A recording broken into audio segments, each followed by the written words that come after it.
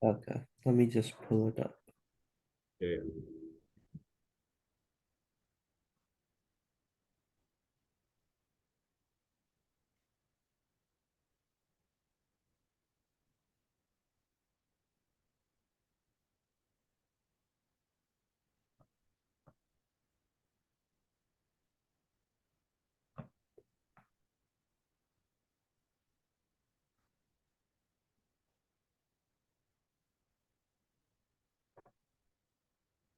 So like like how uh I talked about rivers and streams last time, right? Yes, And one presentation ago, like not last time, but like when I'll just continue that topic by talking about some of the drainage patterns. And sure, you which can. if I can just search up an image of some of the drainage patterns and like show you just visually because like it will actually help if Yeah. it's shown visually. So yeah, let me just pull it up and Yeah, even screen if you shares want, of it. even if you want some time to take and consolidate those things, take your time. I'll wait. I have the Yeah, screen. I have the thing available. sure. Okay. Okay. Yeah, you can see here, right? These are the different patterns. So I'll talk about Yes, each of. yes. So like in the top left, you see the dendritic pattern. So like drainage patterns, if you don't know already, they're basically like the patterns rivers flowing. Very, very simple concept. Up this is like an extension of it. So dendritic pattern, it's like the most common one. So like and like this makes sense. Like it's river typically splits into starts as a multiple rivers and then combine to form one major river that goes to the ocean or empties in a lake or something. Like in the US, an example is the Mississippi River. There's the Ganga River, which the Brahmaputra and other rivers flow into the Ganga, which ultimately go to their mouth in Bangladesh. So that's one thing. The Amazon rivers like that. There's so many rivers that feed it throughout the Nile River. It's the most common type to dendritic. Basically, all these rivers, they're basically irregularly branched, meaning it's based almost random shape. And like dendritic itself means like tree-like. So like you can see how it's like kind of looking like a tree root, right? Those river forms. So like it's kind of that's what dendritic means. Dendritic is kind of tree. It's synonymous with trees. And then like it forms when like the underlying material is relatively uniform. It's basically if it's like the same kind of terrain. So like it will flow randomly if it's like pretty similar terrain. Like there's no like significant barriers that will judge its course. Or it will be all about the elevation and like stuff rather than like the material it's on and like that. And it doesn't like there's and erosion is very few occurring. So like since like the material itself is all uniform and stuff, the erosion is not appearing in a lot in the stream. So like there's no very little sediment that comes it and like I said before, it's mainly judged upon the slope and the height of the thing. That's simply gravity will judge its thing, and not like sediments or like terrain. Those won't judge its pattern. So the radial pattern, you can see the second one. It's a bit more rarer than the dendritic, obviously, because there's not a lot of rivers that form from volcanoes. So there is in the top right there, you can see that's the typical one. So like it diverges from a central area, so it doesn't have to be like a volcano. It just can be like a regular mountain. It just has a multiple rivers that flow out of it, basically, and it goes in all different directions. And like there is and like typically like the most common rivers are not like this. Like I don't really think there's like a major river that forms like this because like it's rare though like there has been streams that have formed like this, especially in like the mountainous countries like Japan and in Japan, like where like there's lots of mountains like and volcanoes there. Like that's typically how there's some rivers that form like this there, and like it's like in general like that and like it and it's most likely to occur in volcanoes. So like it's not like the most. So although it's not the no not just volcanoes it can occur, volcanoes it can occur the most. So like that's all really for it. Like it's a really simple one. Rad rectangular pattern. So like the rectangular pattern is basically exhibits many right angles. So like basically that's how it gets their name rectangular because right angles and like rectangles you can see all the it's not perfectly rectangle so you can see in the bottom left it's all right rectangles and stuff and like when it meets it's typically called a joint the right angle so the 90-degree angle that's where the river joint is and like it's develops basically why it's so weird it's because when bedrock is crisscrossed by a series of joints and faults so like you can see a joint and like faults so like the bedrock itself there's many faults within the bedrock and like often these faults are like made with right angles and stuff meaning that water can easily go through it and like it will form that shape and the joints guide the path of the streams and they carve the rock yeah, and like erosion happens a lot in these types of systems because like bedrock for example is more susceptible to erosion and because it's not only uniform because of all those faults and joints and stuff of unlike the dendritic pattern it is also more that it's just more the material itself is more able to do it.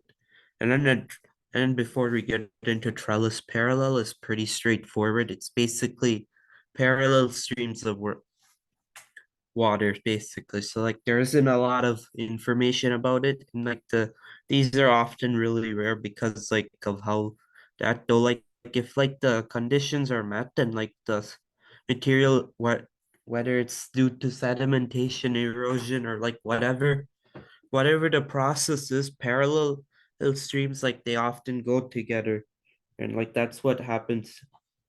And typically, so like it's just a parallel stream. It's a very simple concept, and like it's not really that common as well.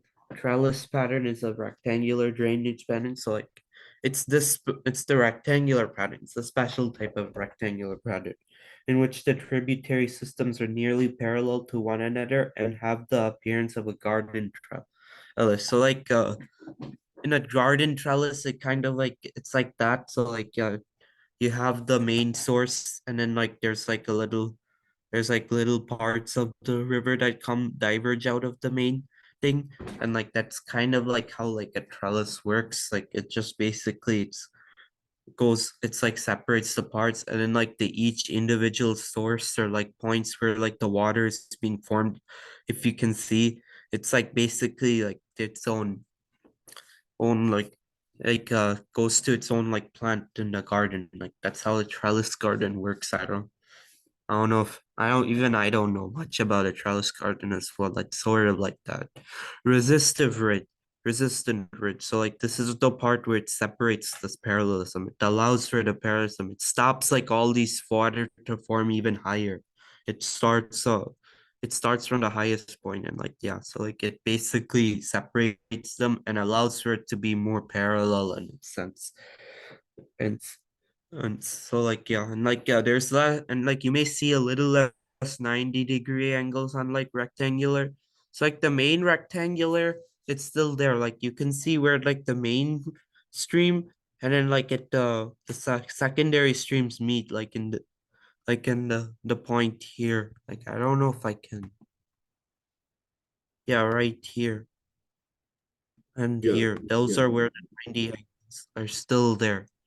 There. So like Can you, can you, can you explain a bit more about the resistant ridge? the This, resistance rate. yeah, Yeah. Yeah, that's how, like I said, it basically makes it this. Like, typically, these are more found in valleys. So, like, valleys, like, you can see this, like, shape. And, like, when, like, if it flows through the valley, like, you can see the resistant ridge. Like, the water in the main river will be eroding it enough. So, like, it will create a pathway here. However, the secondary rivers, they won't be able to go. So like so like that's the thing here. So like this one able to carve a pathway to go through that to overcome that whatever ridge and stuff, which like it's a resistant ridge because like it resists erosion, but like the main river can go still penetrate it because it has so much water capacity and power to go through it. And it's able to overcome that ridge. However, this one, it's not able to because it's much smaller and plus the direction is opposite. Like it flows in the opposite direction itself, meaning it's not going to affect the resistant ridge as much, nearly not much at all compared to the main one, which like only the main one flows through, while like the others, they just form their own mini river valley and empty into this river, which further clears it out. That's what a resistant ridge. And like forms in areas by alternating bent of resistant and less resistant rocks. So like that's like another point here. Or like we talked about how like this point is resistant and here this is resistant in that ridge. However, this part is unresistant. This part is unresistant, meaning stream flow is really easy for these, and like lots of streams can form, and like a lot of them are forming in the dendritic pattern, like you can see here. This is very similar here. So like yeah, you can see that similarity. This section here is dendritic.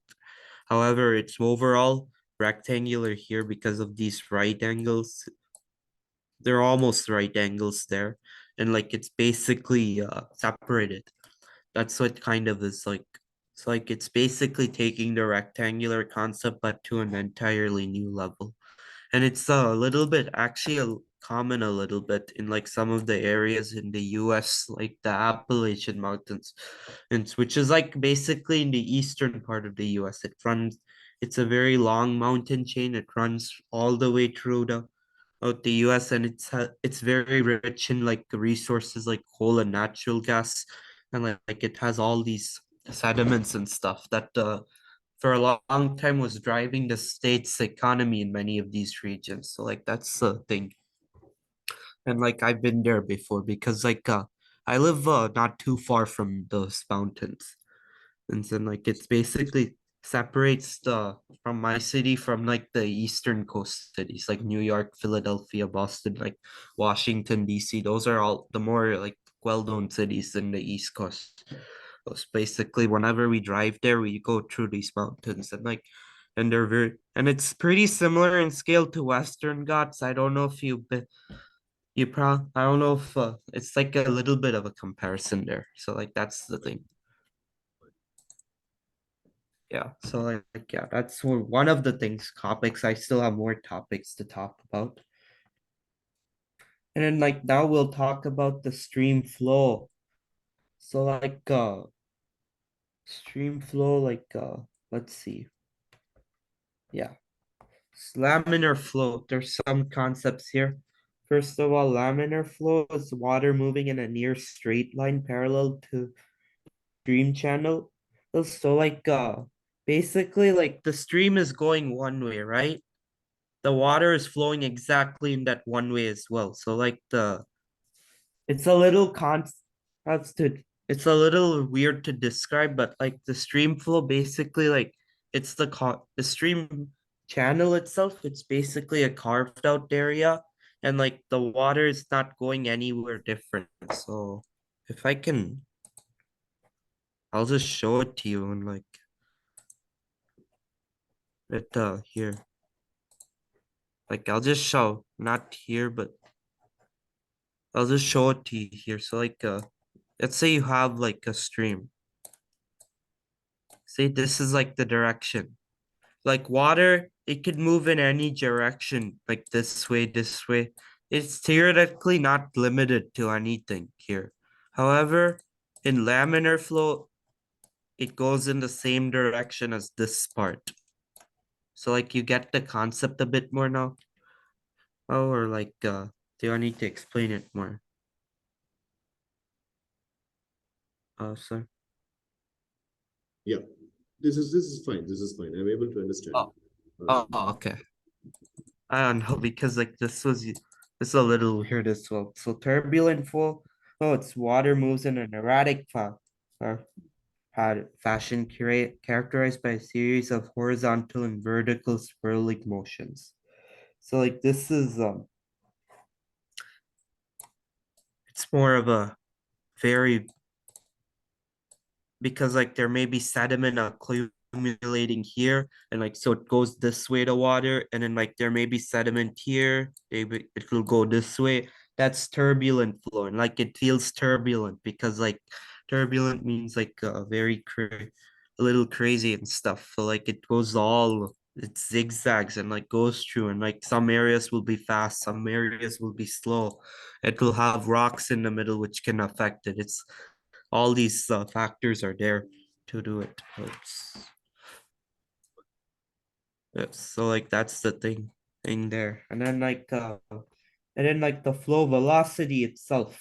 So like how fast the stream moves. So like we talked about some of these factors already, like sediments and like stuff that could like divert the river and like stuff, move it around and stuff.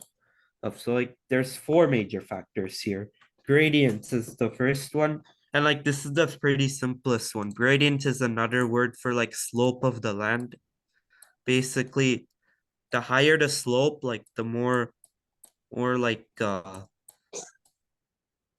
flow it gets. That's basically that's a very simple concept. But then like a gradient is a fancier way to basically say slope of the land, basically. Second thing is channel shape. So like as we mentioned, like the cross-sectional shape determines the amount of flow that comes in contact with the banks and bed of the channel. And it's also called the wetted perimeter. So like this cross-sectional shape. Basically, you have a river here, and like let's say you want to see the major cross-section. You basically want to take the river and take it into treaty. So like sometimes river can go as deep as this. Other times it can go as a little bowl shape like this. So like the cross-sectional area, it's basically the total volume of a river in like a certain area. So like you can see there, this is like all the thing. That's what it's kind of doing, getting to here. And like its most efficient channel is the one with the least wetted perimeter with the cross section area. So like if it has less of a cross section, like here, they're saying it will flow faster than like a big clunky one with less, and like it kind of makes sense because like the more mass you have to carry, little slower it will go on. Like the narrower deep and one has less water in contact with the channel, where the water will flow more efficiently and a higher velocity. So like yeah, if it's narrower or in a deeper one, it kind of is more because like the cross-sectional area is less compared to like a big clunky one here. So like yeah, that is basically the concept there. So like the channel shape will also affect it. The third one is called channel size and roughness. So like maximum flow velocity occurs when the stream is bank full before water starts to overflow the banks and into the surrounding floodplain. So like basically a river banks is where like the river kind of stops, all the sediment is accumulating, and like normally a river won't be able to penetrate through that heap of sediment. And but like in the right the type of sediment, and like it will, if it's fast enough and like stuff, like if it's especially like that, it can if there's lots of water accumulating, it will eventually overthrow here and like it will go through it, and like eventually it could be able to carve even some of the sediment, which can raise the speed even faster, kind of. So like that is the concept there. And like yeah, so like it's flow velocities are higher in larger channels than smaller. So like we talked about how some of these larger channels may have less, but like to cancel that, why some of the larger speed one are actually some of the largest rivers, areas with lots of volume is because of like how like the unevenness of the terrain and roughness and like all these sediments, they're basically pushing through. They're basically letting it over, it'll whelm those settlements and like it will create new pathways for the river to flow, which will so increase the speed of the river. Whereas small rivers cannot go through the sediment. Like here you can like we already talked about this here. The large river is able to go through that resistant because like kind of like how like it's resistance to erosion and stuff. But like the smaller rivers not. It's the same concept basically. And like the final thing is discharge. The volume of water flowing past the certain point of a given in unit of time. When discharge increases, the width, depth, and flow velocity of the channel all increase. So like the discharge is very simple. It's just the amount of water dumped into an ocean from a river, dumped into a or mouth or anything that's from a river. So like kind of like anything that's the river basically how much the river gives to the ocean. So like the Amazon River has the highest discharge rate. And like if you increase the discharge rate, naturally the everything will increase about the river, including the stream velocity, which will affect this definitely affects the stream velocity and stuff. And like we can see one more concept before we send in this Yeah. yeah, let's talk about meandering and braided strand channels. So like yeah, let me just stop share for a second. Let me pull that up. I guess because I know there should be a picture about these.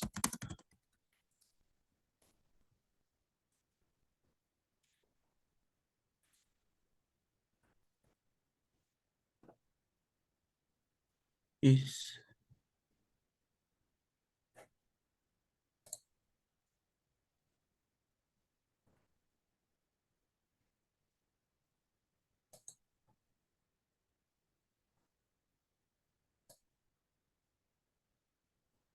yep.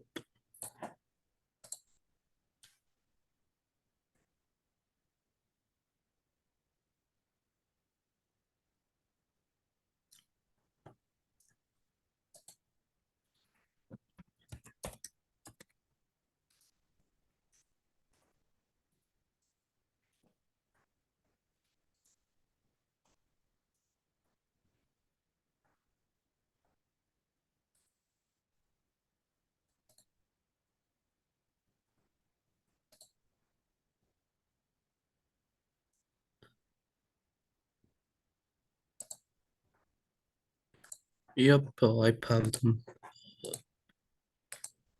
Okay, so like the last topic is basically stream channel types, and like we'll mainly focus on two of them. There's more types, but like for simplicity versus we'll talk about some of the two most common ones.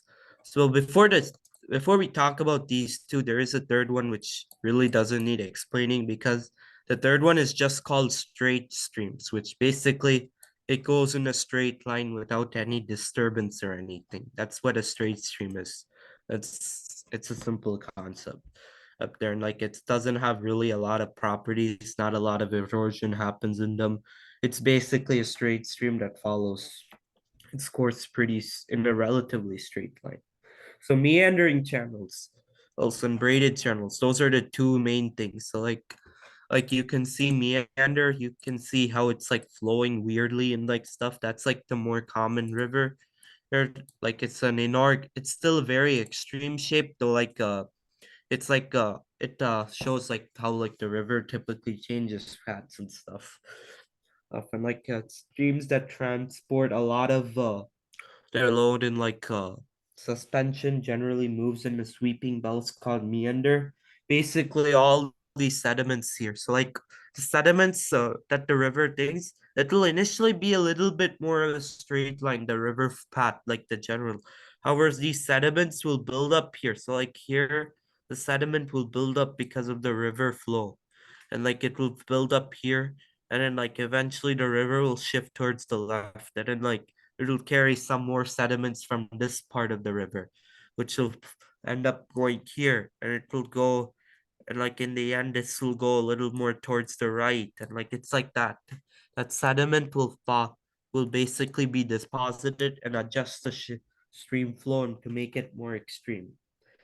And like this is very similar to like the Mississippi River in the US. So like that's like an example of one in the world. And like they basically it's basically more gravel and stuff that's more here. So like it's less like actual rocks, more like very common sediments like gravel, silt, and like those. And, like most of the erosion is focused at the outside of the meander, where velocity and turbulence is greatest. So like outside meaning like here.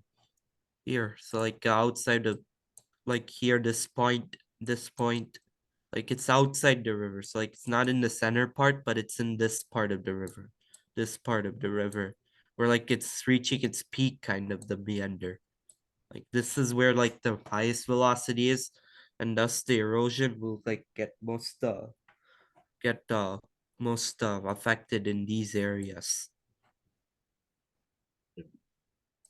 And like yeah, so like that is the part of it. And then cut bank is a zone of active erosion outside the meander. So like that's was basically the cut bank I showed you. Point bars are where debris are acquired by the stream are as the cut bands move downward. So like this is where like cut band point bars are basically like these things, like where I showed you like these peaks where like all the sedimentation and that erosion occurs, where like it's more the velocity. And meanders typically there, and like you can see meandering here or fine sediments like that, more stable. Because even though there's lots of sediments, it's more stable because the overall stream flow itself isn't quite as disturbed. Like the sediments are only affecting the edges. The main part of it is still going through. So like that is the why is all this. And then like low variability because like of how like water couldn't be really trapped and like stuff and like gentle slopes, because like it the more steep the slope, it becomes less of a factor, and it makes, and like typically if it's a slope higher, like it will generally make the meandering thing, like all these wacky shapes a little less, that will affect it. And the final thing is Oxbow Lake, which is like a very interesting one. So like basically Oxbow Lake, it's basically like a cutoff of the river. So like you can see if it meanders so much like this way, like you see how it's going so far from the river. There's sediment pushing it from here, and there's land here. And like eventually, like if it's on the right then it will go through this stage, which will like basically like let me just that's about it'll basically like go here, where it's like basically almost like a loop here with the lake, like it's kind of getting cut off here, and like with these sediments pushing in, and like eventually the sediments will push through, and like it'll form a new lake here, while like the river will flow more straight. That's kind of like how the Oxbow Lake is formed. It's a very simple yet very common thing that occurs with these rivers, these oxbow lakes. So it's a special type of lake that's formed with the situation. Like there's lots of diagrams about the oxbow lakes that are very simple and easy to understand. And however, we have to move on to braided streams. So that's the second type of streams. And like, yeah, 8 minutes, I can finish in 8 minutes. So some streams consist of complex networks of converging and diverging channels that thread their way among numerous islands or gravel bars. So like this is like more, this is less more fine sediments. This is more of a very like you can see all these islands of sediments which are like affecting, like making the stream flow very random and stuff. Like it's kind of like that.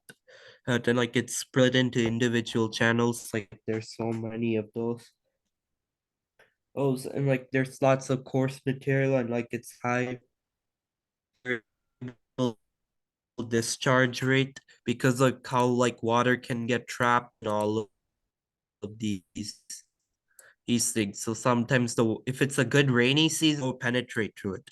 But like if it's a bad year, they won't be able to penetrate through all of that.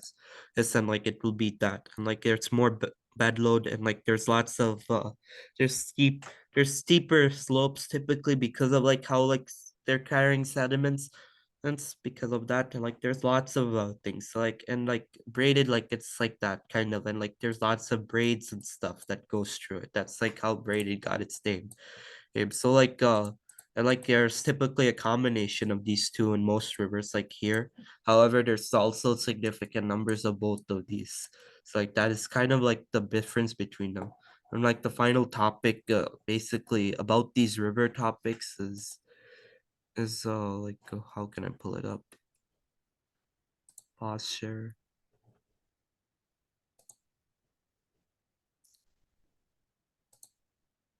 So you can just close it and you can pull the new one and you can reshare the screen. Yeah, I got it. So we still have about 6 minutes. So, and even otherwise, if we need extra time, we'll go for a new video.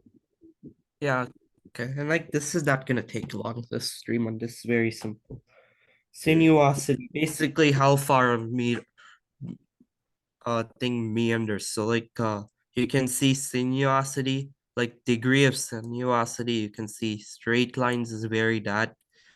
It's very flat, low sinuosity, little variance, not a too much though. In sinuous, it's very variant. It goes all up and down and up and down. Like that's like the calculation of like these rivers and like single so, and like these are the another thing of tunnels.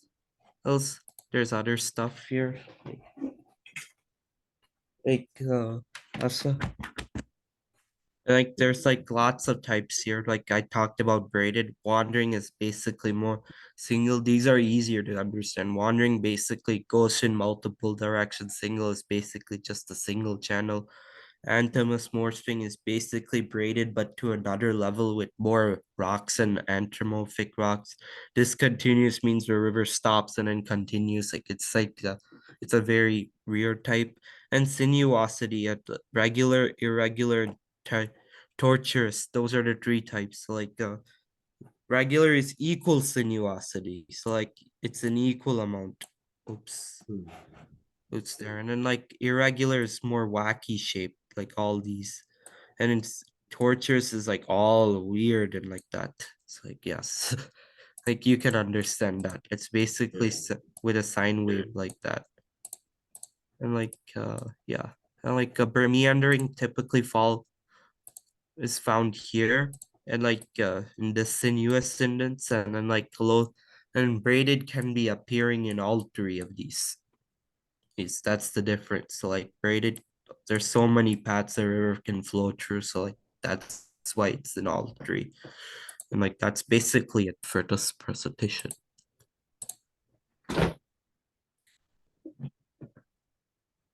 Okay, so a descriptive explanation about the ground level. And my primary question is, you see the plates under the ocean. Let's divert our discussion towards the plates under the ocean. The reason for tsunami happening and the kind of devastation actions of the ocean happening. Does any of this explanation have got connection with that under ocean, undersea happenings and disasters? Do you relate with them, or you feel that that's a different story altogether? There can be a little bit of relation, especially if it consider damage, for example, like if like a river is like let's say a river is depositing lots of sediments in its mouth and like all these sediments like it will create a barrier for when like the tsunami and stuff happens like from these tectonics and stuff and it can those sediments are pretty much a barrier for like all these disasters like the US has something called barrier islands throughout many of its coasts which like basically act as like sediments and that like protect like the island's mainland from like getting many major hit from like any hurricane and stuff, which is able to definitely decrease the impact and like the amount of water that comes through penetrates through it because the sediment's there to stop it. Like sometimes the hurricane is too much, and like if there's too much water, the sediment couldn't be able to hold it off like that. And like it's although it's very resistant, it also can fall down and like go through it. So like that's one major application of it. And but however, like tsunamis in general, they're more plate tectonics, which like is really different from like the main river thing. So like that's like there's not a really direct similarity between the in those two, though. Like this is like an indirect one that can help them. Uh, just a minute, Ashok. We'll close this and we'll start new because I got one more question to answer. Yes, sir. Yeah, sure.